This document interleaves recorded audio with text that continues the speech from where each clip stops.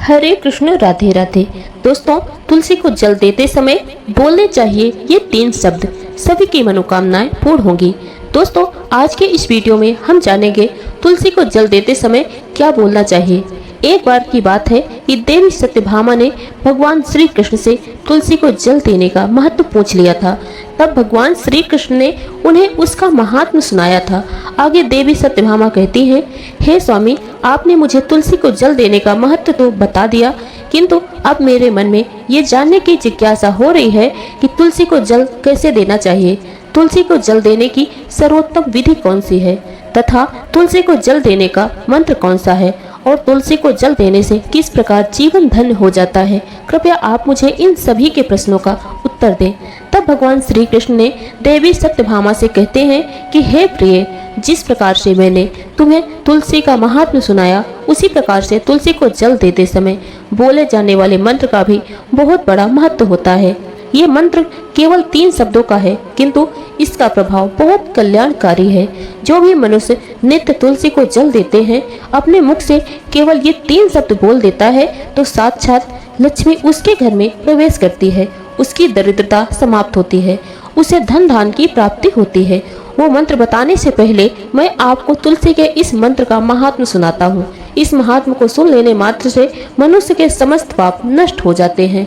उसे 100 वर्षों तक तुलसी को जल देने का पुण्य प्राप्त हो जाता है। इस कथा को अधूरा सुनने से बहुत बड़ा पाप लगता है, इसलिए हे देवी, आप इस कथा को ध्यान से पूरा जरूर सुने। देवी सत्यभामा कहती हैं, प्रभु, मैं इस कथा को पूरा जरूर सुनूंगी। आप मुझे तुलसी के मंत्र का महात्म्य सुनाइए। श्री कृष्ण जी कहते हैं, हे देवी सत्यभामा, दक्षिण में एक अत्यंत सौभाग्यमान नगरी थी। उस नगरी में सुस नाम का एक खोटी बुद्धि का ब्राह्मण रहता था। पापियों का तो वो शिरोमणि था।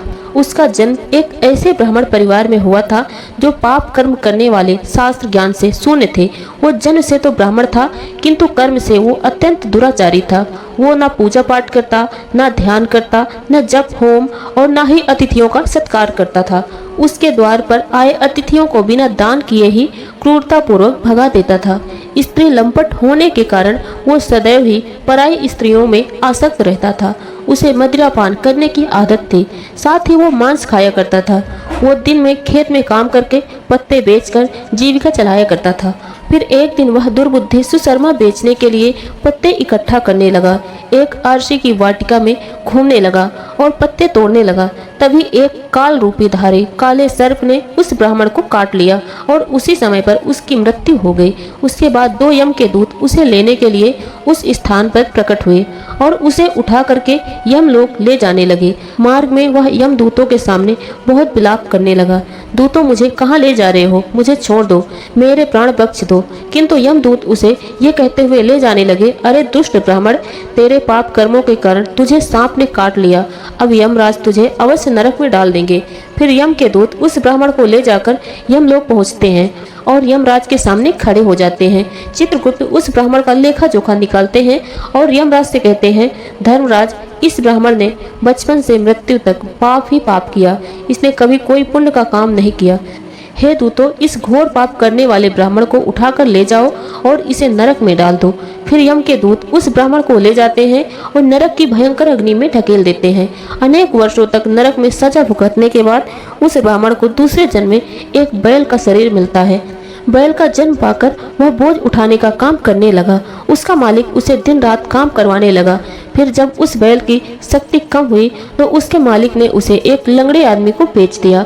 उस लंगड़े आदमी ने उस बैल को खुद का बोझ उठाने के लिए उपयोग किया। वह उसकी पीठ पर बैठकर घूमा करता था। इस प्रकार उस बैल ने 8 वर्ष तक उस लंगड़े आदमी का बोझ उठाया। फिर एक दिन वह लंगड़ा आदमी उस बैल की पीठ पर बैठकर किसी ऊंचे पर्वत पर जाने लगा। उस पर्वत पर बहुत देर तक चढ़ने के कारण वह बैल बहुत ज्यादा थक गया, उसकी शक्ति क्षीण हो गई और कुछ समय के बाद वह बैल बहुत जोर से मूर्छित होकर जमीन पर गिर पड़ा और अंतिम सांस लेने लगा। तभी वहां पर खड़े लोगों को उस बैल पर बड़ी दया आई और वह उसके मुख में पानी डालने लगे। फिर उन लोगों में एक पुण्यात्मा व्यक्ति था, उसने उस बैल का कल्याण करने के लिए अपना पुण्य उस बैल को दे दिया। उसे देखकर अन्य लोगों ने भी अपना अपना पुण्य याद करके अपना पुण्य दे दिए ताकि उसे मुक्ति मिल सके। उसी भीड़ में एक वैश्या खड़ी हुई थी। सभी लोग अपना अपना पुण्य उस बैल को दे रहे थे। यह देखकर उस वैश्या ने भी अपना पुण्य उस बैल को दे दिया। कुछ देर बाद उस बैल की मृत्यु हो गई। फिर उस स्थान पर यमदूत आते हैं और उस बैल को बैल के शरीर से उस ब्राह्मण की आत्मा निकालकर यमलोक ले जाते हैं। यमलोक ले जाने पर उसे यमराज के सामने खड़ा किया जाता है और फिर चित्रगुप्त उसका लेखा जोखा देखते हैं तो वो बड़े आश्चर्य में पड़ जाते हैं। उस वैश्या के द्वारा उस बैल को दिया हुआ पुण्य बहुत बड़ा होता है। उस पुण्य के प्रभाव से उसके सभी जन्मों के पाप नष्ट हो जाते हैं। फिर यमराज उस ब्राह्मण के सभी पाप क्षमा करते हैं। हे ब्राह्मण, उस वैश्या ने तुझे अपना पुण्य देकर तुझ पर बड़ा उपकार किया। केवल उसी के पुण्य के कारण तुम्हारे सब जन्मों के पाप नष्ट हो गए और यमराज उसे फिर से मनुष्य जन्म प्रदान करते हैं। इस बार वह पृथ्वी पर आकर एक उत्तम ब्राह्मण कुल में जन्म लेता है और उस महान पुण्य के प्रभाव से उसे इस नए जन्म में अपने पूर्व जन्म की बातें याद आने लगी। जब वह ब्राह्मण बड़ा हो जाता है तो उसे याद आता है कि पिछले जन्म में जब वह बैल था तब एक वैश्या ने उसे उसका पुण्य दे दिया था। इसीलिए उसके मन में उस वैश्या के बारे में जानने की इच्छा होती थी और उस महापुण्य के बारे में जानने के लिए उस वैश्या का पता लगाकर उसे ढूंढते हुए उसके नगर में चला जाता है। वह वैश्या अब बूढ़ी हो चुकी थी। फिर जब उसे वह वैश्या मिल जाती है तो वह उसके सामने जाकर उसे प्रणाम करता है और बार बार प्रणाम करता है और उस वैश्या को धन्यवाद करने लगता है। वह वैश्या कहने लगती है, हे ब्राह्मण श्रेष्ठ, आप कौन हैं और किस कारणवश आप मुझ वैश्या को धन्यवाद दे रहे हैं? मैंने आपको पहचाना नहीं। मैंने आपका कौन सा कार्य किया है जो आप मुझे नमस्कार कर रहे हैं? तब वह कहता है, हे माता, मैं वही बैल हूँ जिसे तुमने अपना पुण्य दे डाला था। अपने पाप कर्मों के कारण मुझे पिछले जन्म में बैल होना पड़ा था। उस पर्वत पर जब मैं मर रहा था तो तुमने मुझे अपना पुण्य दिया था। तुम्हारे पुण्य के प्रभाव से ही आज मुझे फिर मनुष्य का जन्म मिला। तुम्हारे द्वारा दिए गए उसी पुण्य के कारण मुझे अपने पूर्व जन्म की बातें याद हैं। हे माता, मैं आज यहाँ पर यही जानने के लिए आया हूँ कि तुमने मुझे उस समय अपना कौन सा पुण्य दिया था जिसके कारण सभी जन्मों के पाप नष्ट होते चले गए। उस पुण्य के बारे में मैं जानना चाहता हूँ। तब वैश्या ने कहा, हे ब्राह्मण श्रेष्ठ, मैंने तो अपने जीवन में कोई पुण्य के काम नहीं किए, किंतु मेरे घर में एक तोता है जो पिंजरे में रहकर हमेशा कुछ न कुछ बोलता रहता है, जिसे सुनकर मेरा अंतकरण पवित्र हो गया। उसी के द्वारा बोले गए मंत्र का पुण्य मैंने तुम्हें दान में दे दिया। फिर वह वैश्या और ब्राह्मण उस तोते के पास जाते हैं और उससे पूछने लगते हैं, हे सुख, तुम कौन सा मंत्र बोलते रहते हो जिससे हमारे जीवन का उद्धार हुआ? यह मंत्र तुम्हें किसने सिखाया और इस मंत्र का क्या अर्थ है?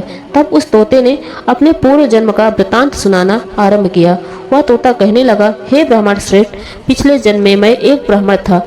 अपने ज्ञान के अहंकार में अंधा हो चुका था। मैंने कभी गुरुजनों का आदर नहीं किया। अपने ज्ञान के अहंकार में अंधा हो चुका था। मैंने कभी गुरुजनों का आदर नहीं किया, सदैव ही उनका अपमान किया। मुझे अपने ज्ञान पर इतना अधिक घमंड हो गया था जिस कारण से मेरे क्रोध बहुत अधिक बढ़ गए और मैं सभी से द्वेष करने लगा। अन्य मनुष्यों को तुच्छ समझने लगा, विद्वानों का भरी सभा में अपमान करने लगा। फिर कालांतर मेरी मृत्यु हो गई और मुझे यमलोक ले जाया गया। पूज्यजनों और गुरुजनों का अपमान करने के कारण मुझे तोते के कुल में डाल दिया गया और मेरा जन्म एक तोते के रूप में हो गया। मेरे पाप कर्मों के कारण छोटी अवस्था में ही मेरा अपने माता पिता से वियोग हो गया। पेड़ की डाल पर बैठा रो रहा था तो उसी स्थान से कुछ मुनि जा रहे थे। उन्होंने मेरे दैनिक पुकार सुनी और मुझे लेकर अपने आश्रम में ले गए। वह उस आश्रम में उन्होंने मुझे एक सुंदर पिंजरे में रखा और मेरा अच्छी तरह से ख्याल रखा और मुझे नित्य भोजन दिया करते थे और पढ़ाते थे। उस स्थान पर आरसी मुनि, उनकी स्त्रियां और बालक सभी नित्य तुलसी के पौधे को जल देते समय उसके सामने एक मंत्र का जाप करते थे। उन्हीं के मुख से बार बार उस मंत्र को सुनकर मैंने उसे रट लिया और मैं उस मंत्र को जान भी गया हूँ जिसे मैं दिन रात बोलता हूँ। उस मंत्र के प्रभाव से मेरी अभी तक मृत्यु नहीं हुई। मैं 100 साल का हो गया हूँ। इसी बीच एक रात एक चोर वहाँ पर आया और उसने मुझे चुरा कर इस वैश्या को बेच दिया। इस वैश्या के घर पर आने के बाद उसी मंत्र को बोलता रहता हूँ, जिसे सुनकर इस वैश्या का मन पवित्र हो गया। इसने वैश्या का काम छोड़कर भगवान विष्णु की भक्ति अपना ली। इस मंत्र के प्रभाव से मेरे पूर्व जन्म के सारे पाप नष्ट हो गए। हे ब्राह्मण, उस मंत्र के प्रभाव से आप भी पाप मुक्त हो गए हैं। इस प्रकार से उस तोते ने उस ब्राह्मण को और उस वैश्या को सारा वृतांत सुना दिया था, जिसे सुनकर वह अति प्रसन्न हो गए। फिर वह दोनों तुलसी को रोज जल देकर उस मंत्र का जाप करने लगे। फिर वह ब्राह्मण, वैश्या और तोता तीनों उस मंत्र के प्रभाव से दिव्य विमान में बैठकर विष्णु लोक चले गए। श्री कृष्ण कहते हैं, हे देवी सत्यभामा, देखा आपने इस एक मंत्र के प्रभाव से उस तोते के, उस ब्राह्मण और उस वैश्य के सारे पाप नष्ट हो गए। इसलिए प्रत्येक मनुष्य को प्रतिदिन तुलसी को जल देकर इस मंत्र का उच्चारण जरूर करना चाहिए। हे देवी, वह मंत्र इस प्रकार से है, इसे तुम ध्यान से सुनना। ओम वृंदावनी स्वाहा, ओम वृंदावनी स्वाहा, ओम श्री वृंदावनी स्वाहा। श्री कृष्ण कहते हैं, जो स्त्री नित्य तुलसी के समक्ष इस मंत्र का उच्चारण करेगी वह सौभाग्यशाली बनेगी, और जो भी पुरुष तुलसी के सामने इस मंत्र का उच्चारण करेगा उसे अच्छे धन की प्राप्ति होगी। जिस घर के सामने तुलसी की पूजा होती है उस घर में साक्षात माता लक्ष्मी वास करती हैं। तुलसी का यह मंत्र समस्त फलों को प्रदान करने वाला है, अतः जो भी तुलसी के सामने इस मंत्र का उच्चारण करता है उसे समस्त सिद्धियां प्राप्त होती हैं। स्त्रियों को प्रतिदिन स्नान करने के बाद अपने बाल बांधकर मांग में सिंदूर भरकर तुलसी को जल देकर इस मंत्र का उच्चारण जरूर करना चाहिए। इससे सभी दोष नष्ट हो जाते हैं। रोज शाम को तुलसी के पास घी का दीपक जलाना चाहिए और उसके पास बैठकर भगवान विष्णु की आराधना करनी चाहिए। इससे घर में धन धान की प्राप्ति होती है। मासिक धर्म के दौरान स्त्री को तुलसी की पूजा नहीं करनी चाहिए, इससे घोर पाप लगता है और स्त्री की दुर्गति हो जाती है। ये कथा साक्षात भगवान श्री कृष्ण ने देवी सत्यभामा को सुनाई थी। ये कथा आपको कैसी लगी कमेंट में जरूर बताएं।